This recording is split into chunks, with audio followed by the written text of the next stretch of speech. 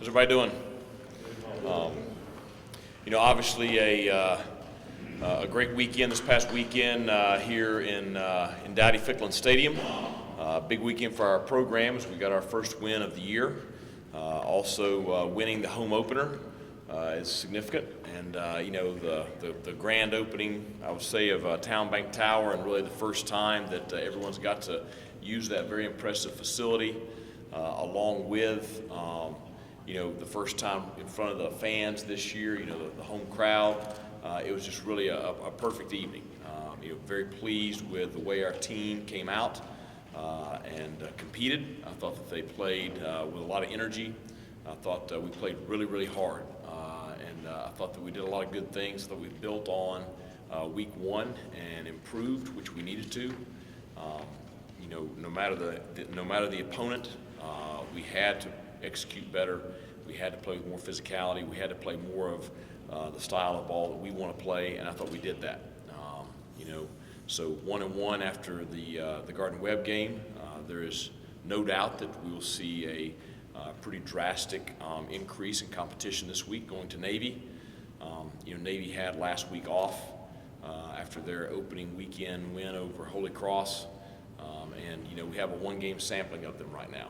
Looking at last year, obviously they made some staff changes after last season, and they are not, they were not pleased at all with the way things went last year. And I'm sure that they have, rededicated a lot of things this off-season to get things going. And what I saw in the Holy Cross game last, week before last, was what we all have, for years traditionally viewed as Navy football. I mean, it looked like Navy has always looked to me. And, Coach Niemat has always done an incredible job with his program up there. And I try very hard not to butcher his name, so I use the abbreviated version.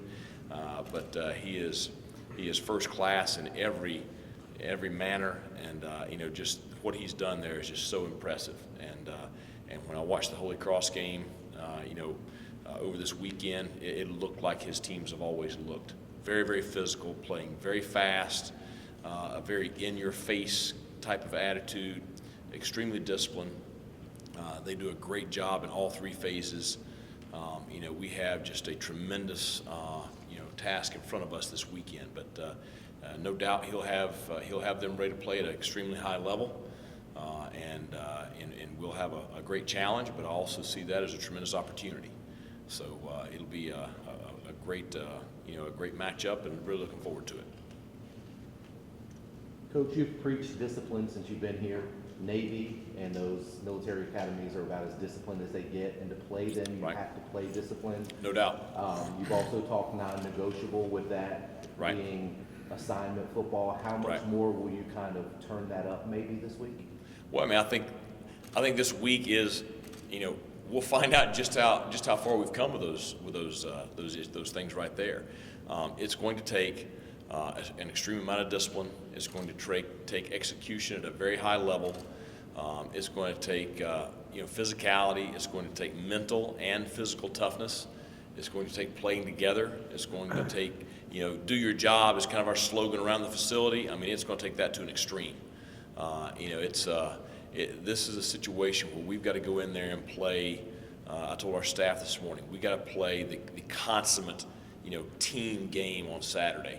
All three phases have got to play together and have got to work off one another in order to win this ball game. Because I know that's exactly how they're going to play it. When you're playing a team like this, you're going to have limited possessions.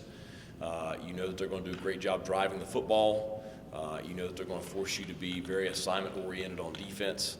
But the thing is, they're going to put pressure on you in all three phases, and so it's going to be, like I said, a great challenge for our program, but also one that'll be a great measuring stick for us too. If my math is correct, maybe you used 14 different ball carriers in Holy Cross. Yeah. How did you prepare for Well, that? I mean, at one point in the fourth quarter, they were running plays in with their quarterbacks, I think, because there's a different quarterback every snap. No, seriously, I think they were running plays in with the quarterbacks in the fourth quarter. But yeah, I mean, but that's the nature of that offense. It's the names and faces may change throughout the game, but the offense and the way it executes does not. And I can just think back to when, again, we ran this offense at the Citadel, and a lot of the parts were interchangeable. Certainly they have certain guys that are maybe a little more dynamic playmakers than others, but it's the system. And the system is the reason Navy has been so successful for so many years. And it's, they've done a great job of developing, young men that fit their system. And certainly, they have the ability to have interchangeable parts. And so we've got to do a great job of defending what they do. How much does your familiarity help, but along with setting up the scout team and how to prepare for that one? Well, Coach Trott nor I either one are going to play a snap on Saturday, so it doesn't really matter what we know. It matters what we can educate the players and what they can learn this week. And I do think that it does help with, you kind of know how they're going to try to attack us, and they're going to have wrinkles. They're going to have, they've had a long time to prepare for this ball game, and I'm sure they didn't wait until the last 2 weeks either. The first couple of games of the season, you're usually preparing for that, back in the summer. So they're going to have wrinkles, but you at least know, kind of how they're going to try to attack us. You know how the offense works. More the nuances, having coached in it. But at the end of the day, it's still the difficult thing is, and it's why we spent so much time during preseason camp working on this, is you have a hard time simulating what they do. I mean, because you flip on the tape. We went out and we practiced Sunday, and I was like, it's not bad. Our guys were seeing the scheme again after seeing it during preseason camp. And okay, all right, they understand the basics of how we want to play this. And then you go flip on the tape of them against Holy Cross, and you see the speed and the way they come at you and just the precise execution that they played with in that ball game. And you're like, yeah, this is a completely different animal. That's the challenge. That's the challenge. So, hopefully we can, do a great job of having our players prepared for what they're going to face up there. But obviously, we're going to have to play at a very, very high level. Like you said, they consume an enormous amount of clock. It's not just the side of football and the basics. How do you attack that kind of offense? Well, I mean, the thing I think, you've got to be able to match their physicality. And you've got to be able to do a great job with tackling. You've got to be opportunistic in that. Sometimes you can see them make a mistake with the ball handling because there is a lot of you're meshing, you're pitching, the ball's loose at times. You got to be opportunistic in that. Take advantage of if the ball's on the ground, we got to get it. The thing, if you can ever get them behind the chains, get them off schedule, and that was the thing, when we used to run it, if we were 2nd and 6, 2nd and 4, you're in trouble, because we're getting ready to be 3rd and 2, and it's going to be 1st down. And as long as you stay on schedule, it's almost unstoppable. But if you can ever get them, 2nd and 10, okay, 3rd and 9, those situations, then they're not quite as effective in those situations. So, I think being successful on those early downs and getting them behind the chains, if you can ever do that, then, you can give them some problems. Coach, with some, On your scout team this week, who gets the job of being Malcolm Perry, the quarterback? I don't know, we're having tryouts. Has anybody ever ran the wishbone in high school? Yeah, that's one of those things where I need to start recruiting. If Navy's going to be on our schedule every year, I need to recruit a wishbone quarterback, just for this week. We got a couple of quarterbacks that do have a little bit of athleticism. The hard thing is they're the ones playing. So we're using some different guys. And we've been doing that through preseason camp to try to simulate. Certainly, they are not Malcolm. I mean, I'll tell you, he did a great job Saturday. And I thought, you look at their film last year, and he played a little bit all over the place last year. And then you look at them against Holy Cross, and I think that was the biggest improvement in the offense. Was he played for 3 quarters against Holy Cross and played really, really well. Made great decisions in the run game, threw the ball very well. Which if you can throw it in that offense, that's really a great weapon. But, we have some guys that have played in the wishbone at other positions in the past, so we're using those guys this week. Practice is going to be structured a little bit different than it has been the rest of, early preseason, early in the year, and the rest of the season. We're having to really, kind of all hands on deck this week to help prepare. Coach, you said with so many people having problems with that type of offense, are you surprised more teams in the country maybe don't go back to that? and No. kind of run that Navy teams that have? No, better because the fan bases don't love it, and that's it. I mean, they almost didn't hire me at James Madison because they were afraid I was going to run the wishbone there. And it's, and it's the same thing. You look at Georgia Tech. Paul Johnson had probably arguably as much success at Georgia Tech as any coach has had in the last 50 years or however long. And the fan base, got tired of the triple option. Yes, it is a very effective offense, but, the fans just don't love it at most places. Now, you go to the Citadel, you go to Navy, you go to Army, they love it. The offense very much, I do think fits those institutions, and their fan bases embrace it. I think it's a great offense. Bear Bryant thought it was a great offense. So, and it's been effective for many, many years. Defensively, what do you see from them? And does the limited possessions put more pressure on your offense? They had some struggles last year defensively, and they have a new defense coordinator, Brian Newberry, who was at Kennesaw State last year. He had a tremendous amount of success there. It is a different scheme. It's a lot of the same players. They have a lot of guys coming back on that side of the ball, but they're running a different scheme. Against Holy Cross, what I saw was a very, very aggressive group. They're not going to really give you anything down the field in the passing game, but they're going to really, be aggressive at the line of scrimmage. You're going to see a lot of pressures.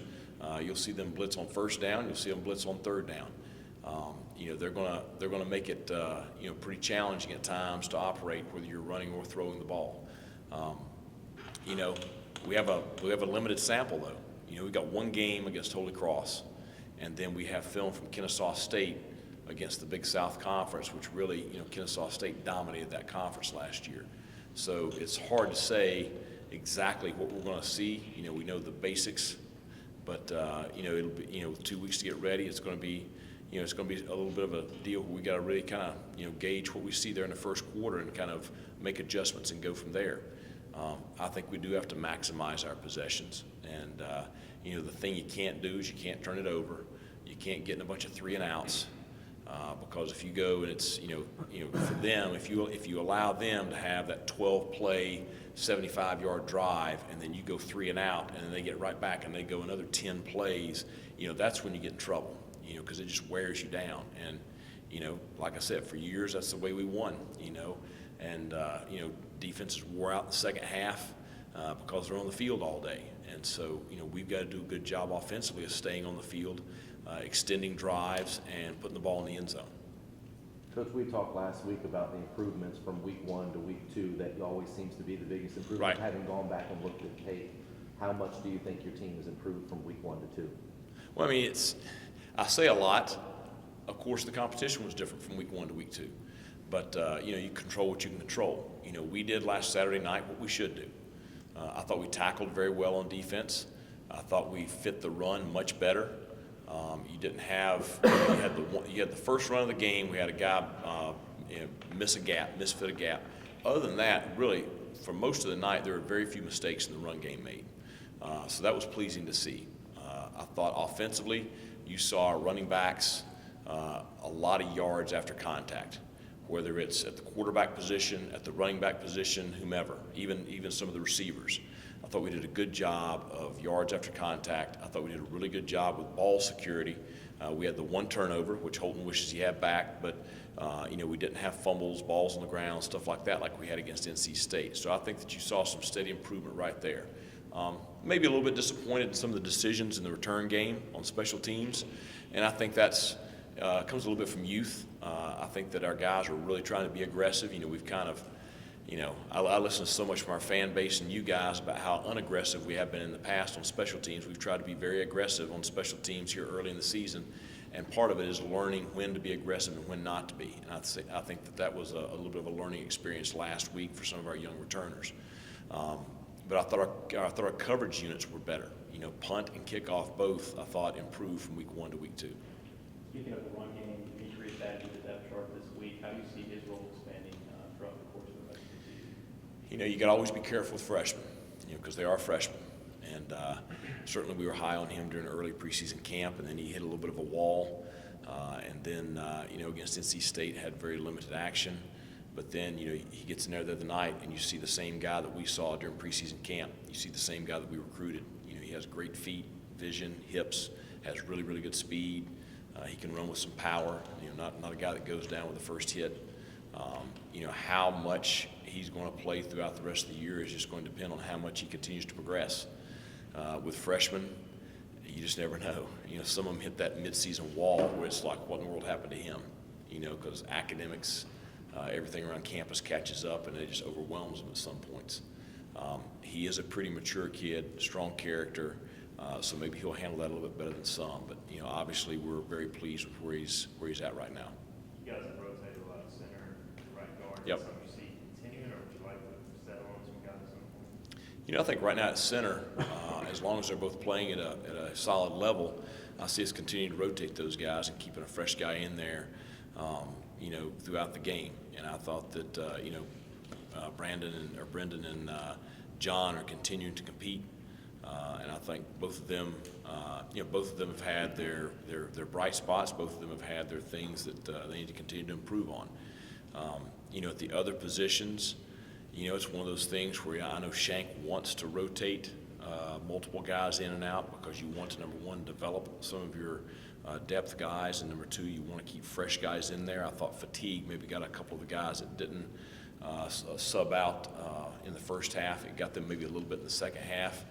And at the same time, you want your best lineup on the field at all times. So it's something we're going to continue to try to do. And really it depends on how well those second teamers, how well they perform when they get in there. Our saying is, if you prepare like a backup, you will always be a backup. And if you prepare like a starter, you'll one day be a starter. And right now, we need all those guys to prepare like a starter because you never know when you're going to be. Coach, you mentioned being able to stay on the field on offense. How important will the run game be helping you do that? Well, it'll be very important. We know that, and they know that. So, they're going to try to take it away, much like we're going to try to do with them. But we've got to be able to run the ball effectively. We're going to have to be able to throw the ball effectively. But it's going to take both on Saturday. Anything else? Me and Michael Lowe yesterday nailed that. That is strong. And see, when I see him, I just, Ken, how you doing? Yesterday you talked about athleticism with y'all, like it's a stick to the point.